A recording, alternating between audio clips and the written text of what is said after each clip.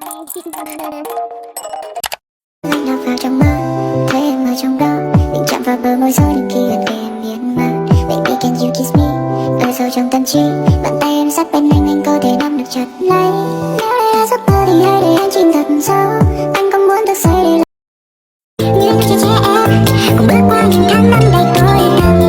Ai đã khiến em buồn, nước mắt cứ ghé buồn, một người làm trái khi nó hướng lại sau, mong nhận mà đừng cố giữ, anh sẽ luôn lắng nghe. Ánh mắt ấy đột nhiên làm cho trái tim em rộn ràng trong 2 giây, mà sao em cứ như nơi địa đàng. Anh là ai, anh từ đâu đến đây để trong đầu em toàn mây và sao chẳng bận. Với em vẫn yêu cuộc đời mình thế thôi. Dừng này xung quanh em có biết bao nhiêu là những buổi trưa em dạo chơi trước sân nhà, và còn thêm trên vai bao thứ em phải để tâm. Tự dưng một hôm trời mang anh đến đây. Em muốn chúng mình là gì? Vì anh muốn chúng mình là hơn. Anh muốn chúng mình là hơn. Anh muốn chúng ta hơn là bạn. Em muốn chúng mình là gì? Vì anh muốn chúng mình là hơn.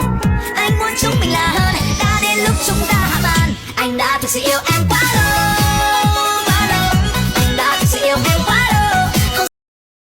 Nỗi nhớ đã lâu phải nhốt em trong một lâu đài của những cơn đau bất tận. Vì sao anh phải khóc? Có đang để buồn đâu? Tình yêu như cơn lốc thoáng phút chốc lướt qua thật mau. Vì sao anh phải khóc? Em đã dịu dàng là con hát nên nụ cười. Đó là lần đầu mà anh đón xem một người. Ánh mắt từng ngày vì sao sáng trên bầu trời. Em đã hoàn toàn là cũng đã cắt sâu đời. Em đã đợi bà mà sao? Em phải để anh chờ bao lâu? Anh không muốn hai phải xa nhau. Dưới cơn mưa có lẽ có hai cơn khờ trong xe lướt nhanh, lách lên qua dòng người vẫn đang kêu chợt tay ga lăn bánh. Gấp với nơi đen đơn đành tay cho còn 3 giây đêm xanh, và em nói yêu anh. Đôi vai của anh là nơi mà em thấy em bình yên. Em muốn nương tựa vào anh từ nay về sau mãi mãi.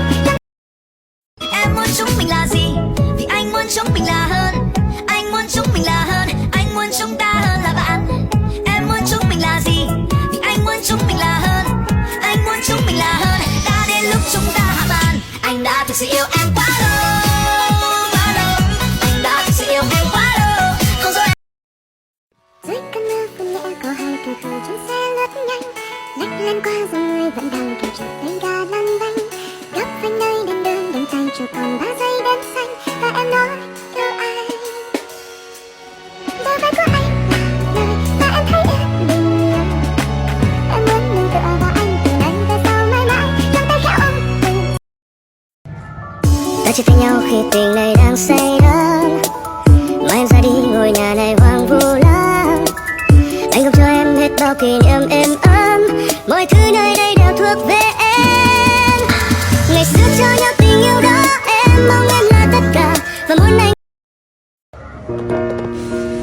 You cut me open and I keep bleeding, I keep bleeding love. I keep bleeding, I keep bleeding love.